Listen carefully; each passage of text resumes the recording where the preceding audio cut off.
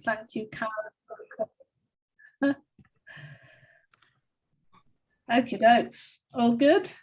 So welcome to our Teen Money Challenge parent session. It's a real great honour to have you here. And welcome from both myself. I'm Angie Stead, the co-founder and leader of Genius School, and I'm here with Karen Bonanno, my trusty colleague and friend, who is also a leader within Genius School that leads the Young Entrepreneur Academy and the Teen Quest. So huge welcome from both of us. So we've had a really amazing week last week with our young people and some of our parents too. Covering our Teen Money Challenge.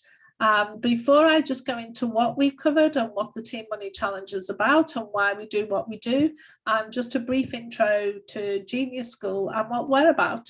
So Genius School offers child-centered personalized learning pathways that ignite the genius in young people, creating self-aware lifelong learners. And in doing so, we are empowering our future leaders, learning, creating and earning together. So we truly believe that everybody is born a genius, and it's what's unique and different about you that is your point of genius. So if we can grow the self-awareness of our young people and help them to understand that, then we're really setting them off on the path to success. So we had a special guest through our Teen Money Challenge, Deborah Harris. Now, Deborah Harris is the CEO of Grow CFO. So Deborah is an amazing, very successful entrepreneur and philanthropist, best-selling author, and I love this, wife of one and mother of 5. And she is a very passionate advocate for financial literacy. So like I said, she's the co-founder of Grow CFO that provides unique virtual chief financial officer solutions that grow strong financial strategic direction within businesses, with a focus on team and skills development as well. So I'm very honoured to have some of the wisdom, expertise and knowledge of Deborah Harris on this programme.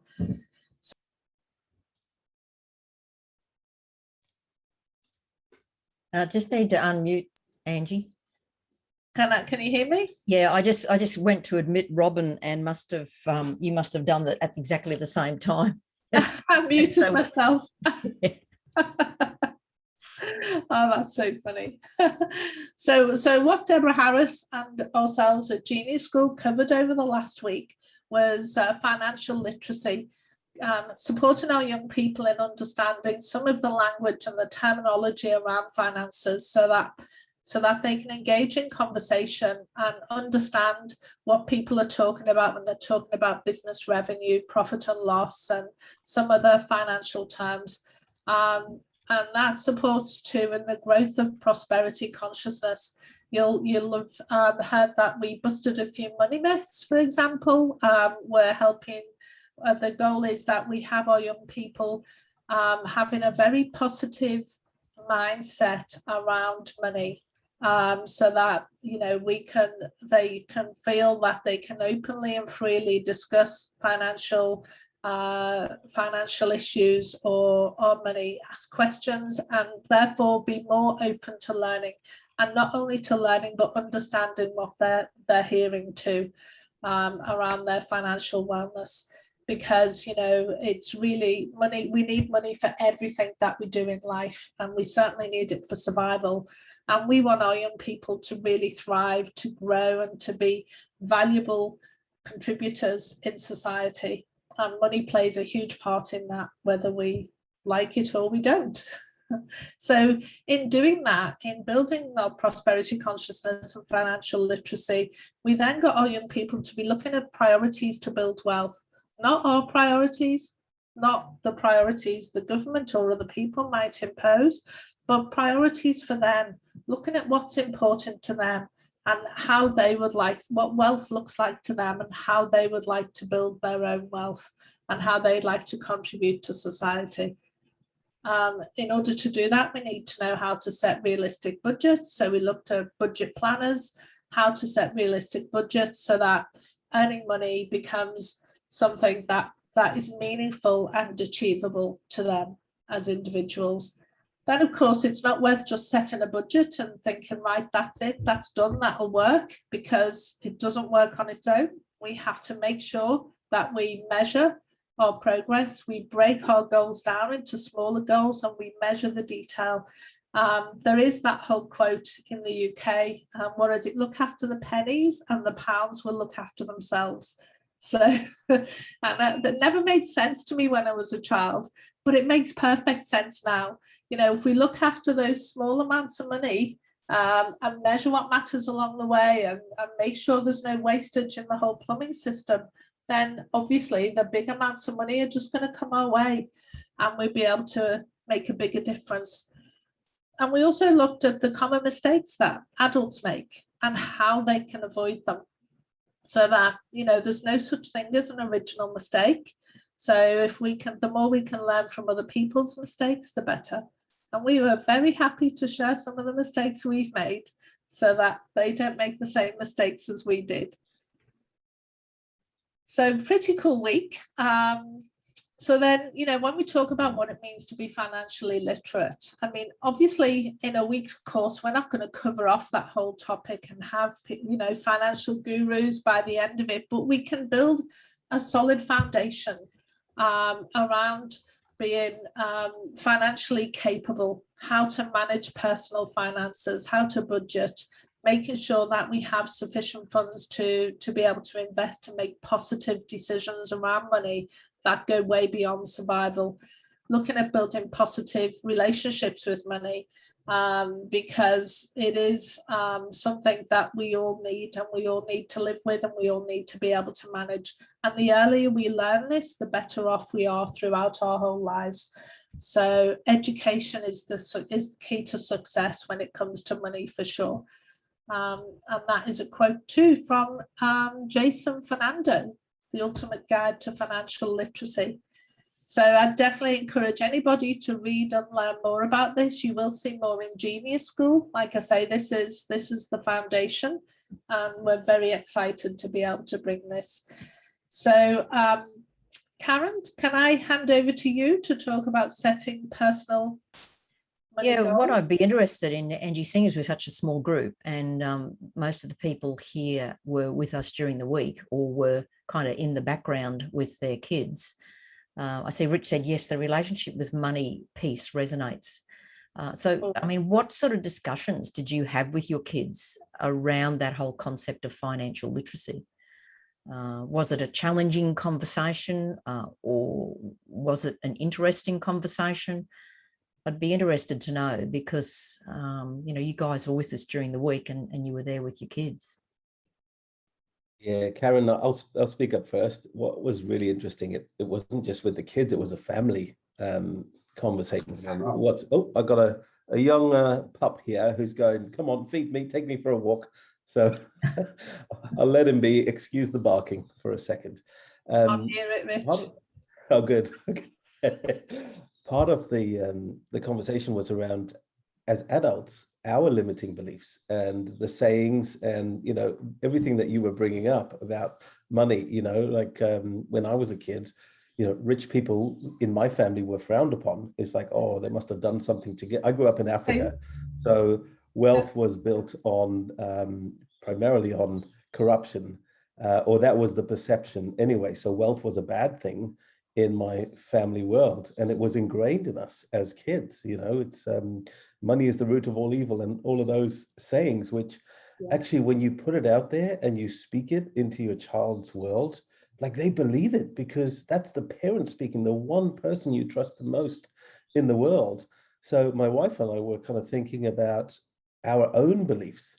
And what's interesting about children is, you know, they come into this world so pure, and it's so easy for them to learn and grasp things, just like I did as a child, learning and grasping probably the wrong things and the wrong idea around money. So I think it's easier today for our children to learn. And, you know, Luke's my 16-year-old, and he is so focused on, you know, different wealth creation strategies. So crypto, for example, he is so into the crypto world that I'm absorbing the knowledge from him. He's teaching me rather than me teaching him. What I've got to do is do the unteaching, the unlearning. And so the work needs to happen with me. And we have the same experience. The metaphor that I use is, I did say we've got pups, young dogs, and it's the behavior in the dogs is not about the dog, it's about the owner. And so if you get the owner's mindset right, then you get, the pups or the young people or the children, they can go on to live a really good, prosperous life. And so for us, it's about, what as adults, what kind of mindset do we have? So I found this course valuable for me as a parent, probably more so than Luke did. That's so cool, Rich. And Luke has the benefit of being around parents who are open to talking about money and talking about limiting beliefs. So that's, congratulations. That's really good. Yeah, so it fits into, what we've got here about setting personal money goals. So it's because those myths that we talked about or that we share, they can influence then the challenge of a young person identifying that they can actually set a personal money goal. And if you just want to go down, Angie, a little bit, I certainly can. Well, we can go to one of the examples. I think we've still got those in the slides there. If you just go a little bit further. Yeah, so, we gave Isa as an example. Now, this child, it was in a family where the parents were both enterprising as well. So I would consider that would be influencing her. And the same with Alex. His parents are also into investment. So those kids are in an environment where, the nature nurture comes in, where they're already developing that mindset. So for kids developing a personal money goal and to use that SMART goal process, this could influence them a lot in how they would do it, because they may not think it's achievable if they think that, money is the root of all evil, or, you've got to do something bad to get a lot of money. And of course, now we've got all the media out there, which they see as well, not just TV and news reporting, but, social media and so forth. So they can be influenced by so much. And that's why it was great to have all of you to be on our call in the background there with your kids, because you were then able to continue to support them. And it could well be that, some of the personal money goals they set, they may have to revisit that. But this is a nice little technique, which to a certain extent, people can say, the SMART goal concept may be overdone.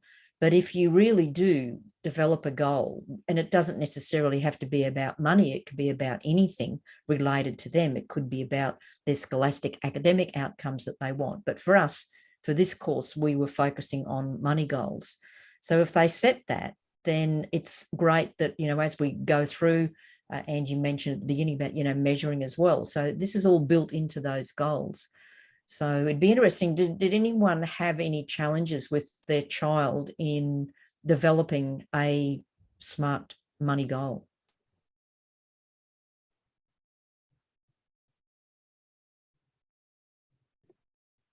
I'd like to mention that my daughter, Ellie, she's autistic. And so this whole concept is, kind of difficult for her to grasp. So she's got no sort of real concept of like time and things. And, it's very difficult to sort of try and break it down and simplify it even further for her sometimes. That's one of the challenges that I have. Even just relating it to chores, like reversing the whole process. So, I can understand that setting a money goal would be a challenge, but if you reverse it the other way and say, well, this is a chore, and when you do it, we're going to give you pocket money, and then getting her to think about, well, what can I do with that pocket money, and have the conversation. Are you just going to spend it, which is what typical teenagers like to do? Are you going to spend it, or are you going to put some aside? And I think using the money jar, the actual physical jars, might be very helpful for her to be able to do that, and for her to be physically putting some money into the jars to see. That would be my kind of suggestion of doing it as a reverse process. And then when she has jars and they're filled up so much, it's, well, what would you like to do with that? What do you need to do with this money? Yeah, that's good. Thank you. Thank you for sharing. I appreciate that. Yes, so we did talk about the myths, the money myths, and I'm sure, as Angie shared and Rich shared, we've all had that happening in our background. But this is where it's important to get our kids to develop a growth mindset. So these are examples that are given from Sylvia Duckworth. But if we were thinking about the money concept, it might be that, you know, if I don't earn this, then I can do something. And it's about doing some minor changes. And this is what we were talking about, that with this whole process, you can move things around. And as with Deborah's spreadsheet, you can change the percentages. So for instance, if in one particular month, you as a family are really conscious of giving, then you can shift the percentages and put a higher percentage giving amount and less on something else, because there's always something that comes up in our families whereby it is a time of giving.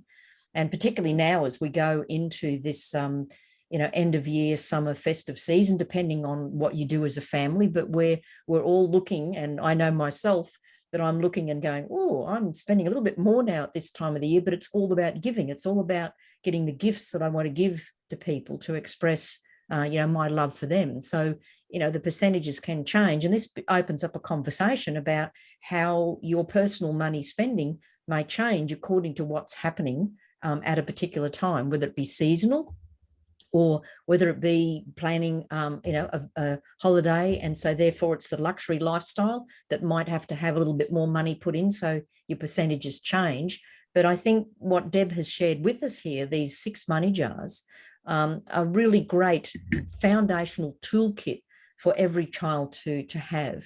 And I think physically having them, whether you use jars or whether you use envelopes, or whether you use some system where they can physically see that there are 6 containers into which they can put their money, and then they can work from there. I found that quite valuable. I know, just as a personal story, my sister went through a time where she was unemployed, but she still had her bills that she needed to pay. So even as a young adult, she knew that this was useful for her. And so she developed the envelope system based on something similar. I mean, we didn't know about the 6 jars at the time when she was as a young adult, but she used just envelopes, and she would put away.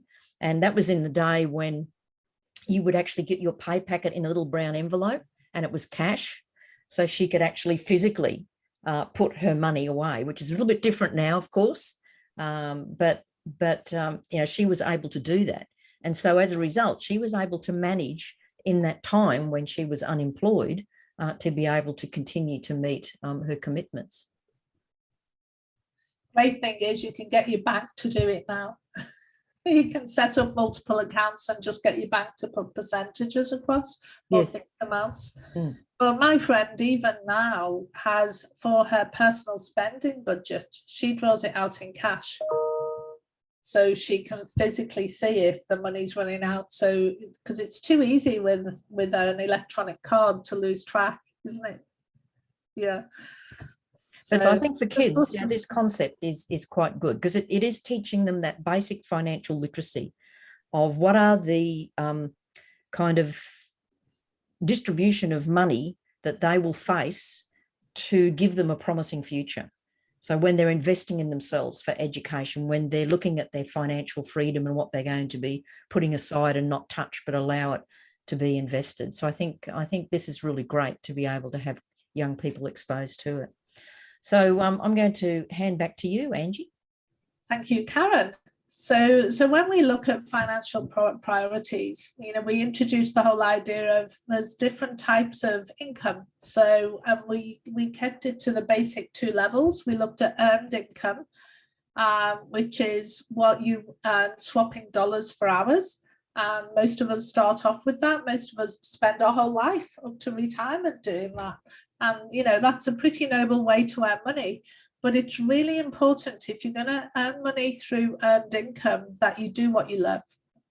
because 8 hours a day, 10 hours a day, 12 hours a day, it can be a very, very long day if you don't enjoy your job. So, and conversely, if you love what you do, you're going to work harder. Time is going to fly. You're going to be happy to put more hours in. You're not going to notice those 8 hours go by because you're going to be so happy doing what you do that earning money becomes easy if you do what you love. So that said, it's not worth doing what you love unless someone's willing to pay for it. Yeah, you can do it, but call it a hobby. It's not how you're going to earn your money unless someone is willing to pay you for it. So you want to combine doing what you love with doing what the world needs, meaning that someone else values it and they're willing to pay you for it. So that links to doing what you can be paid for. Doing what you're good at is easy if you love it, because generally if we love doing something, we're good at it. It's just natural because you love it so much that you become more and more competent, you invest more time in it. So it makes sense that doing what you love and doing what you're good at kind of fit together quite nicely. So it's really important that we look at this whole passions, your mission, your vocation and your profession, looking at the ikigai when we build our wealth through earned income. And then what the goal is, and what we were teaching through this program, is from the income you're earning, you want to be setting aside some money for your long-term savings and financial freedom. So in doing so, you then can invest that money you set aside so that you can earn passive income. And this is where you really start to build wealth, because when you're working on earned income, there are only so many hours in a day, same amount of hours in a day for everybody, and your earning potential is limited because you can't create more time. Whereas if you can put some money aside from that earned income to invest and earn passive income, then while you're earning your earned income, you're also earning passive income at the same time. Or you might be earning money while you sleep is another common way of describing what passive income is. So passive income is income earned with very little labor from yourself, very little labor or very little effort. And that includes things like renting out a room in your home. You know, somebody can be paying you rent, you can still go out and earn your earned income, but that rental money is still coming in.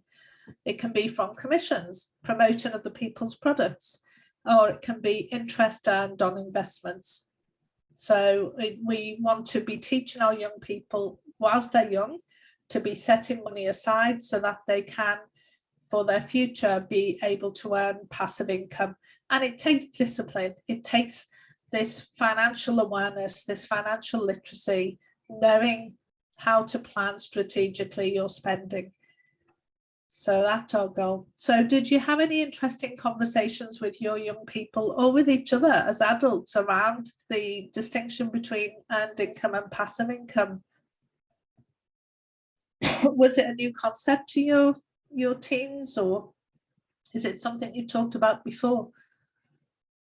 In Luke's world, the passive income idea, like he's watching the incredible crypto and how it's skyrocketing. And every day he's sending us snapshots of, you know, where the charts are and what they've made on our family WhatsApp group. And he's like, look, and he just gets so excited about it. And, you know, he's spending, I think, 3 hours a day now researching and investing and really just looking at that. So he's actually teaching us about passive income. That's so good. Brilliant. Yeah. Brilliant. Yeah, he totally gets it. Yeah. And he doesn't just get it and understand it, he's actually living it, which is just really inspiring to see. Sometimes as a parent, it's actually frustrating watching it, because I'm like, you know, if I had that kind of opportunity when I was his age, I wonder where my mindset would be right now. And so part of me's, a little part of me is beating myself up going, oh man, you know, why can't I just undo some of those thought processes? And it's just wonderful to watch.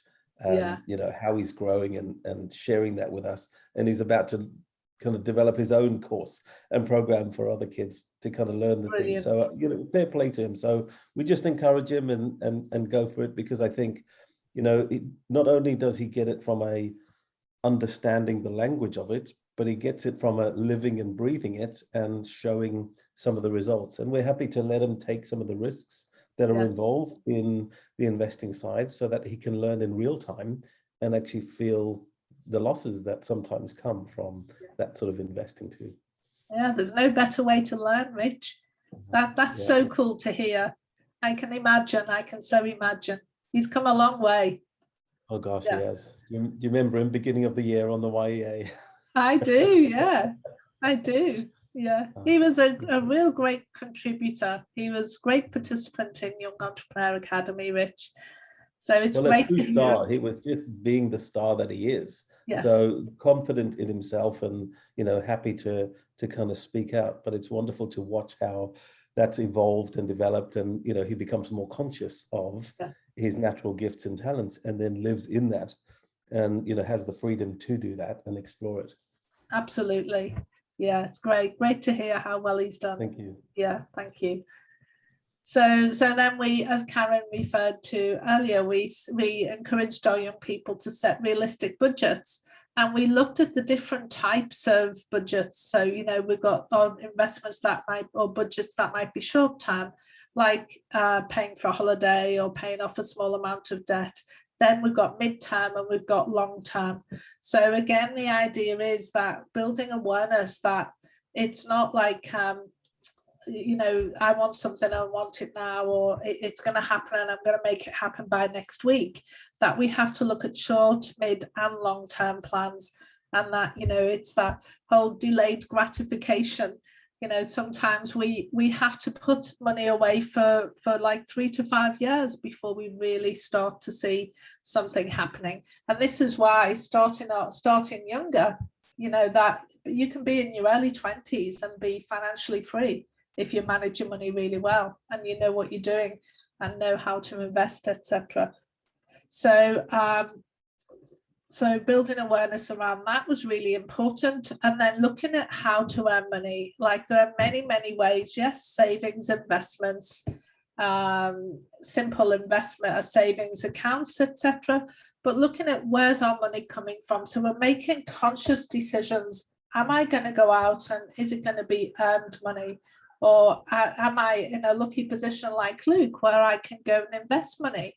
But, you know, to get our young people actively thinking about how they're going to be paid and where they're going to earn money. Like kids going through our Young Entrepreneur Academy, they all started businesses or started profitable projects, which is the same thing. You know, for some it might have been a short-term thing, for others it might be a long-term thing. But raising awareness that, you know, you have to plan your strategy. Is it going to be short-term, long-term? Is it going to be from a job or is it going to be from a business?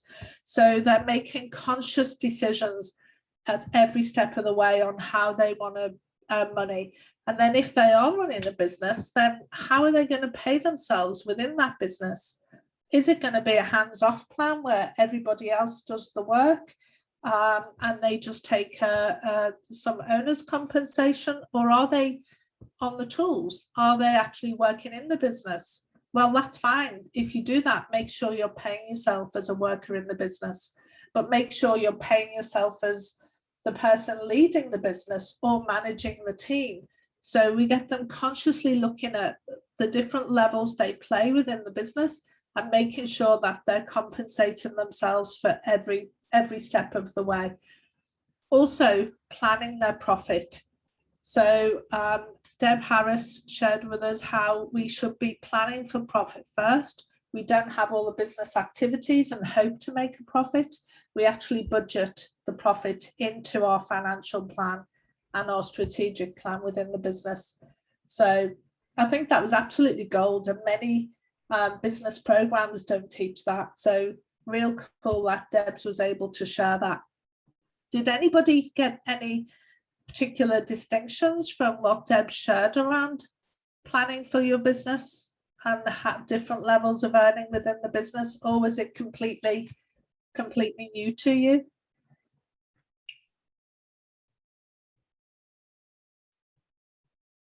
For some it might be completely particularly for our teenagers, but to be introduced to this idea really early is good. So we're making conscious decisions about how we want to earn money when we're in a position to do so.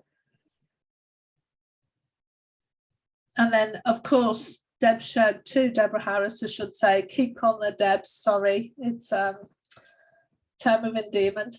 So when we're looking at planning for our business, we need to make sure that our business, as well as paying us for the work we do within the business, that we get a return on investment, because we are investing in that business. It might be our business, but we're still taking the risk. So like any other investment, it needs to bring a return on that too, as well as the profit. So I won't cover all of the content, but that's a very brief run through on what Deb's covered there. So then, Karen, we got them to go and do their money challenge, didn't we? So it was a case of, yeah, so that was then, I mean, this was the example that she gave, where we shared that whatever you said your income was going to be, that's over on that right-hand side, that comes down into this next level of the challenge. That's where the income amount is. And of course, then you work out, well, how am I going to earn that? And this was where Angie shared that there are different skills. Now, this is looking at what can happen within business, but let's say the child is doing certain chores. Well, there could be really low-level chores that they could do, whereby they get a smaller amount of money because it's not a big thing. But then if they're skilled at doing something, for instance, let's say that you've got a child who is really good in the kitchen. And I know some parents say, oh, I'm not letting my kid in the kitchen, go away, not letting them in the kitchen. But they might actually love cooking, because this is where their natural talent or their interest or their passion might be. So, you might pay them a little bit more if they're preparing a meal for the family each week. Or if they're doing something outdoors that is specific skill required. So again, they begin to understand that there are things that you can do that are easy to do, that don't take a lot of time, don't take a lot of effort. There are low-level tasks, and then there's a skill task, and that's where that concept of the ikigai comes into place, where they're using their talent and their passion and what the world needs and what they can be paid for. And then, of course, the management is, if they're smart, they can delegate some tasks to their siblings and say, well, they can do a little bit of what we call it, negotiation of, well, if you're going to get paid $3 to take the garbage out, then you're going to give me $1 and you keep $2, and I'm going to manage all of the whole process. So there's all different things. But if they're looking at a business, then if we take Alex, for example, Alex started off just doing his own beehive honey stuff that he was doing. But then after a while, he got his siblings involved. He got his younger brother and sister involved.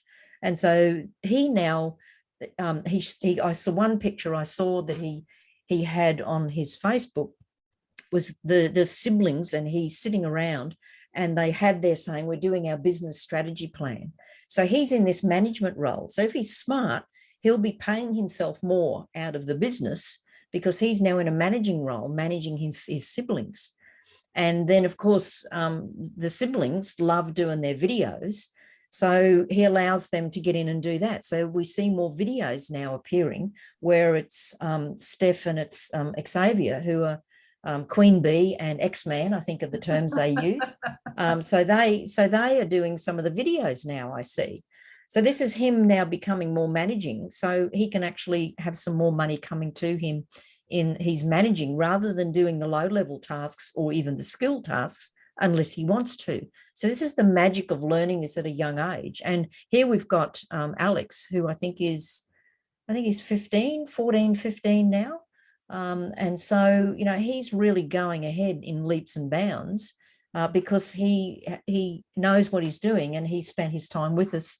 I think he was on the same time as Luke, Rich, wasn't he, with the Young Entrepreneur Academy? Yeah.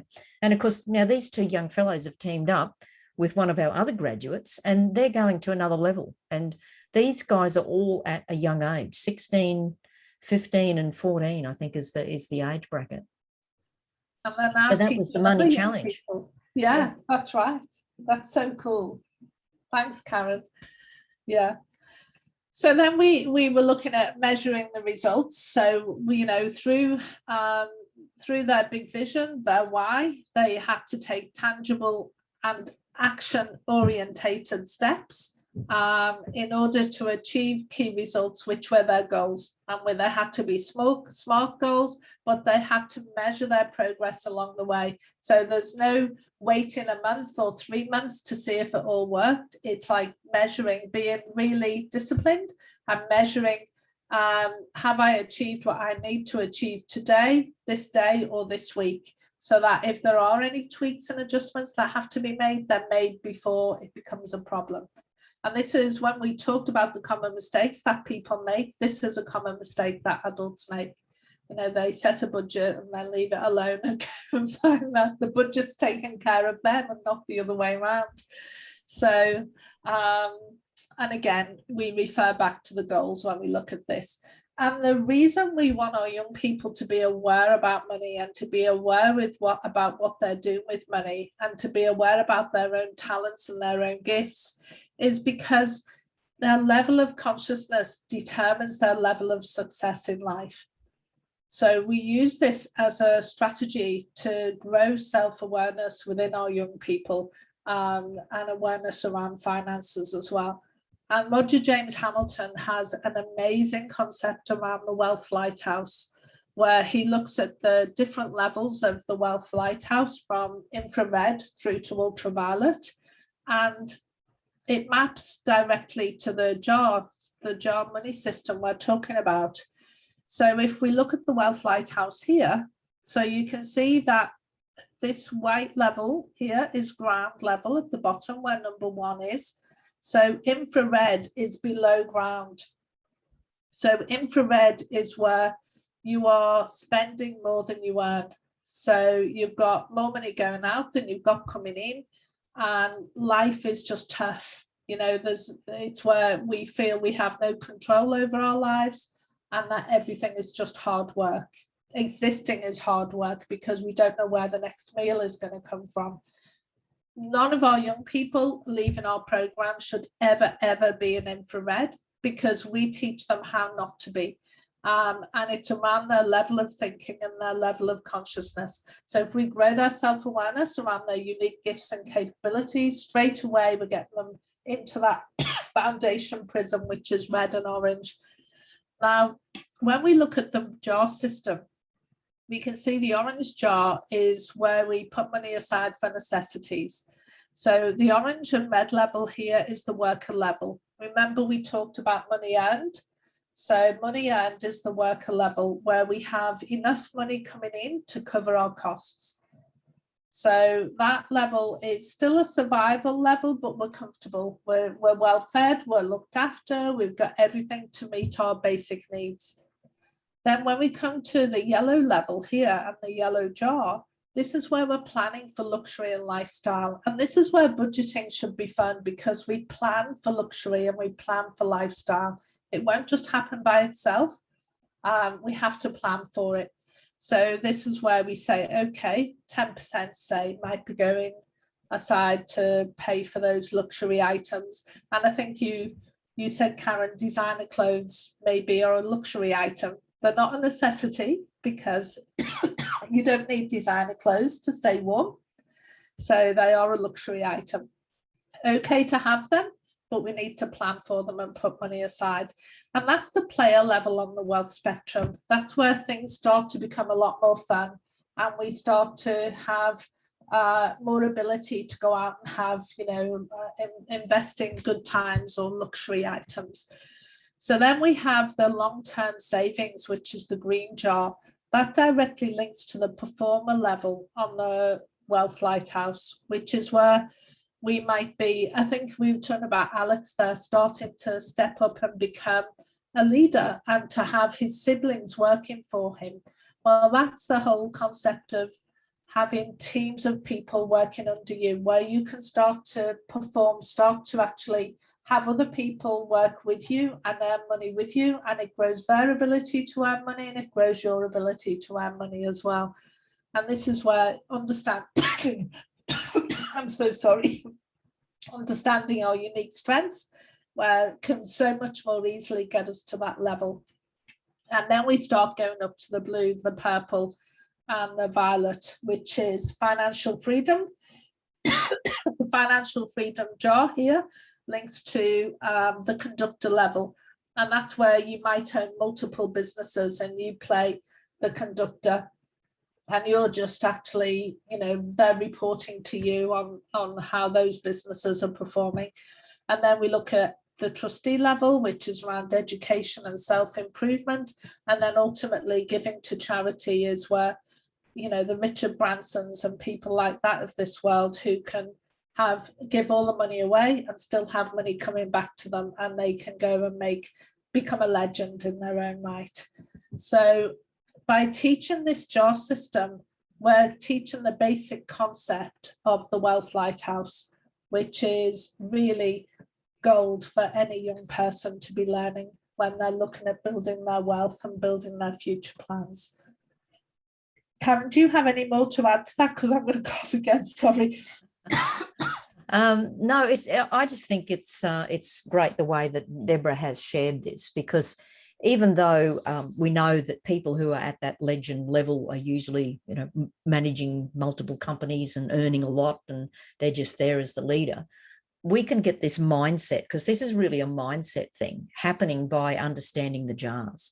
And if you're understanding early, then you can then know what it is to be progressing. And because the template allows you to do the percentage changes, you can change those accordingly. So like with you, Rich, with Luke, he might be having more set aside in the financial freedom because he's wanting to use that money to invest in his cryptocurrency, because he knows that is coming back to him. And I know that he's also invested in himself by doing some apprenticeship work. So all of these are aligning with what he's understanding in his activities as a young person, but they're all aligning with how the jars can be used. So I think this is crucial to get young people to understand this. And if they're putting something in each of the jars, it might only be $1 that goes into, say, the charity jar, but it's giving them the understanding that the sense of giving back is a whole crucial part to our new humanity. So I think this is valuable material, not just for understanding money, it's just understanding the world and how we live in the world. Cool. Thank you, Karen. And then we talked about some of the common mistakes adults make. We shared a few on the call. And yeah, so we had a conversation around the mistakes. But, I'd be interested to know if there were any that you guys were aware of that you have seen in your experience and in your life where adults have made some pretty big mistakes around money.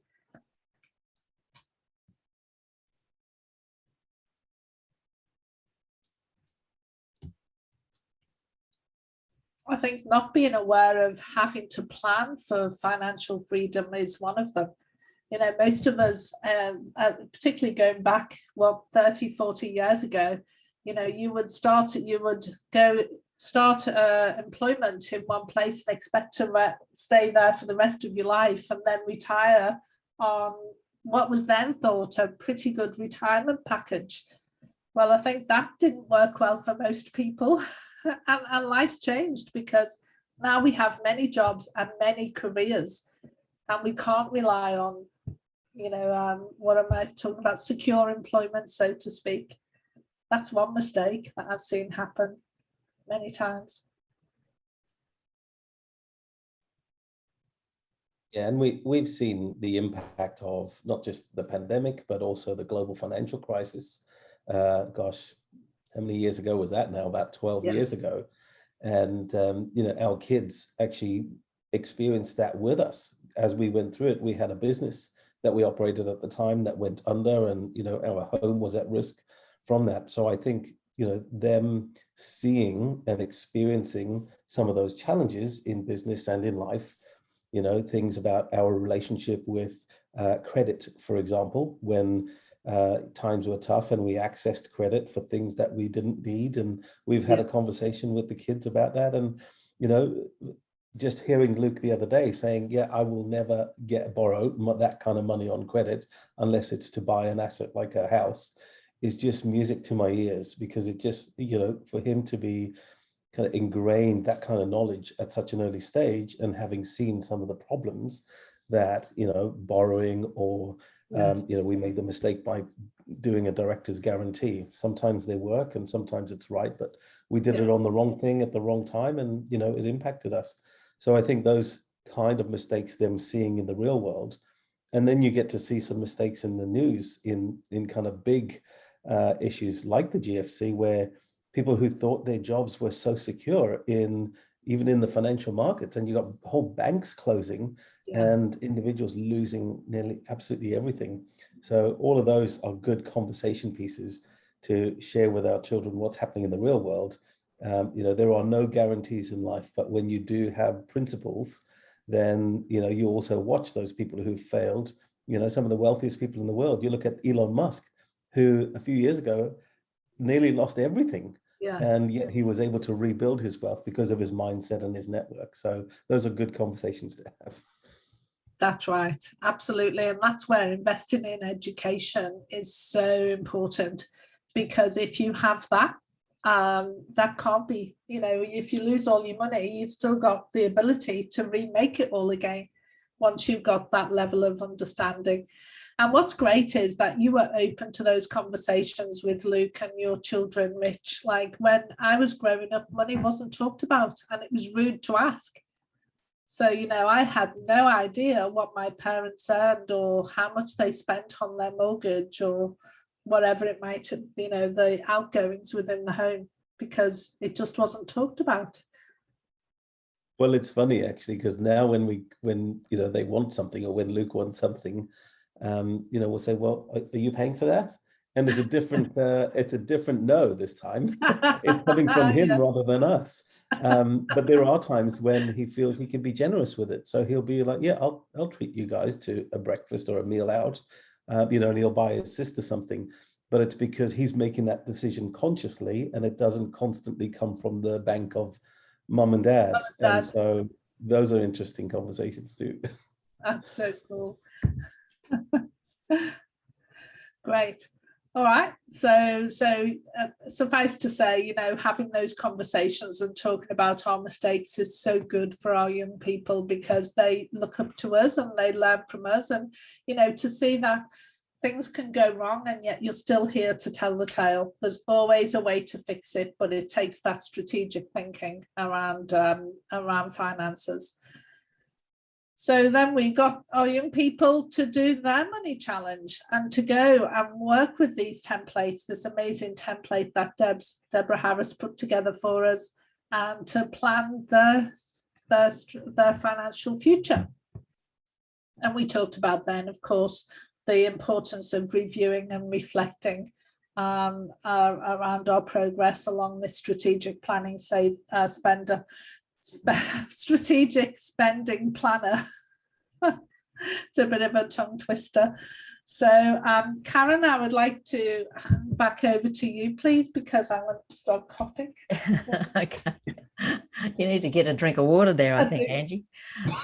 Yes, so the whole process was then, when we looked at this business part, this was kind of getting them starting to think about what it is to be an entrepreneur and what are the requirements. You can look at your own personal level of money that you might need or use and how you might get that. But if you're thinking business, then there's another step up, another different level of thinking.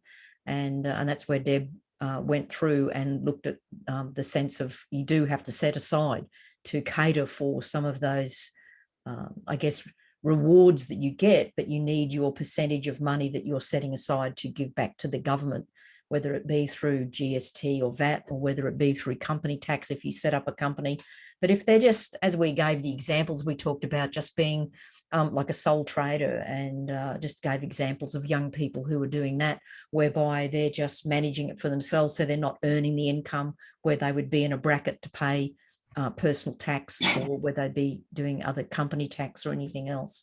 But it's always good to lay the foundation for what the growth would be and the business structures that they would wrap around a business as it grows. Cool. And I think we shared with you that as we were going through this, we were kind of building this little micro course on the side, which means you could go back and access it as well. So I'm just going to put into the chat the link for that we've got there on the screen. So this is where you can go back and go through this again, and it's going to be there for a long period of time, so you don't have to worry. You can access it at any point and revisit any of the content as you need to. If when you're having conversations with your child, something might go, oh, okay, we need to go back and have a look at something. And the little videos are there, so you can fast forward them to the bit that you want to focus on. So that way it's just a useful tool for you if you want to go back and visit that.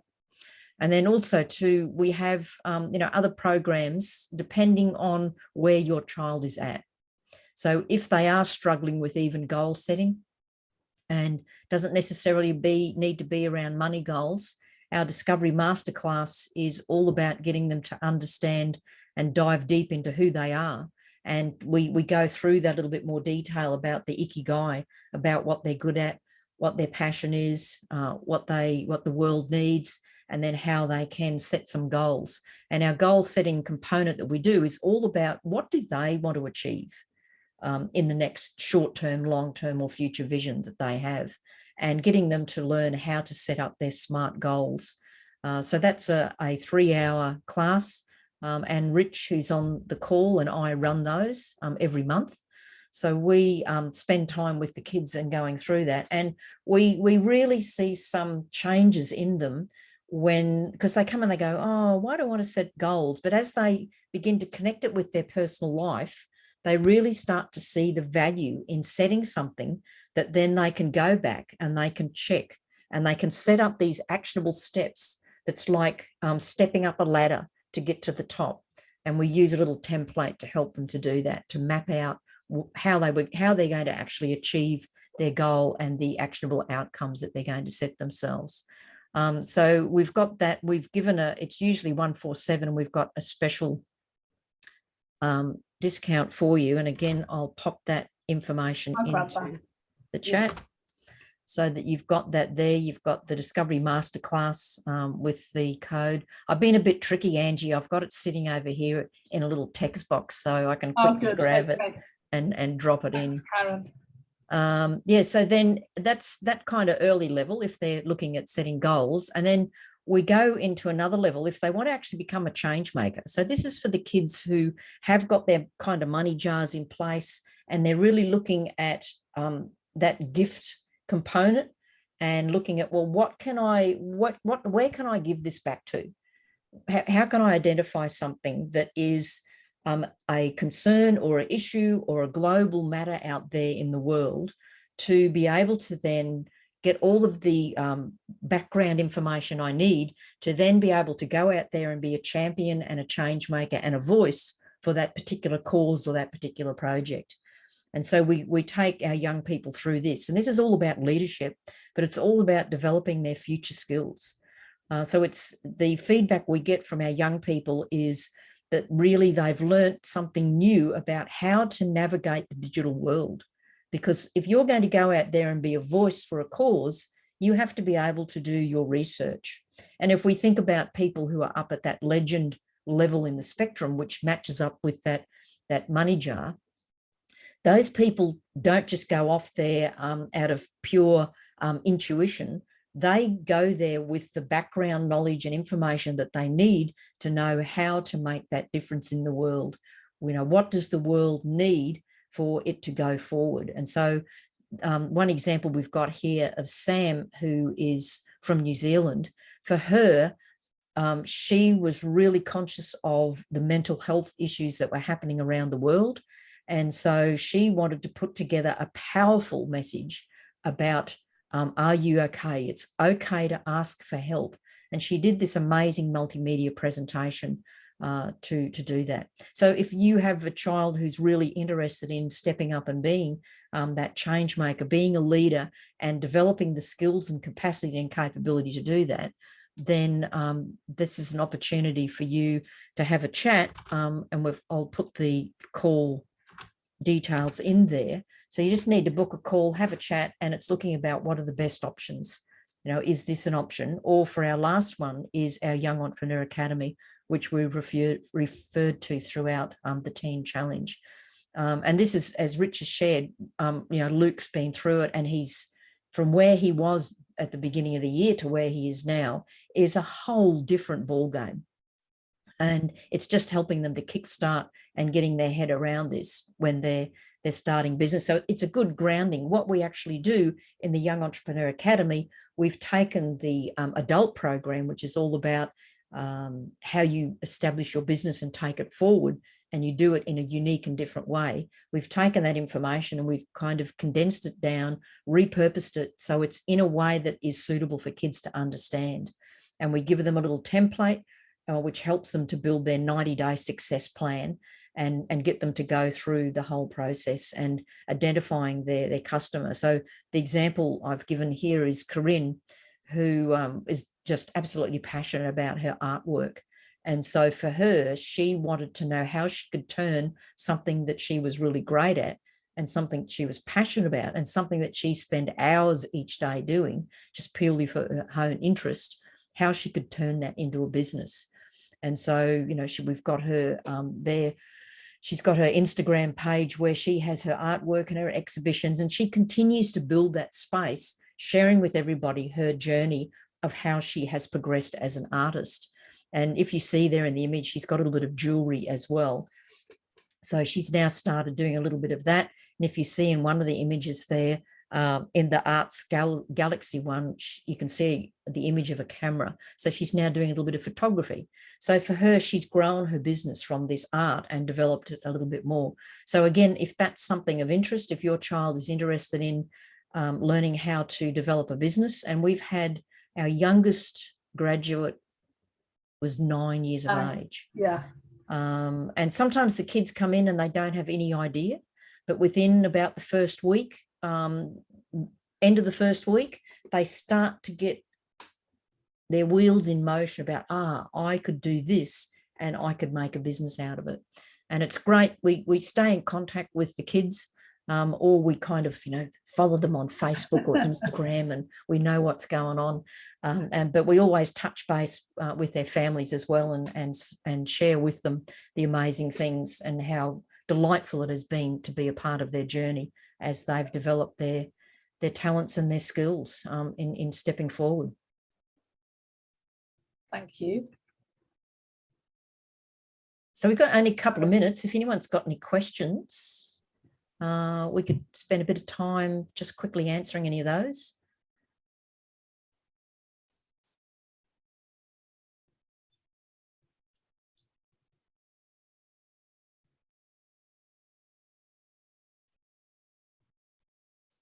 Otherwise, well, from me being involved, and I'll let Angie say something as well, from me being involved for that week with the young people who were with us on that journey, we had kids popping in and out on various days, and I can understand that because there are other commitments that they have. But it was great to have them involved and to share this information with them so they can get this money education, financial literacy 101 happening for them at an early age. Totally, Karen. I totally agree with that. And as we were saying before, and to Rich, that, it's opening the conversation, and it's been so great to have the honour and the privilege to be able to be part of the conversation with each and every one of you and your young people too. So thank you for trusting us, and thank you for being part of it.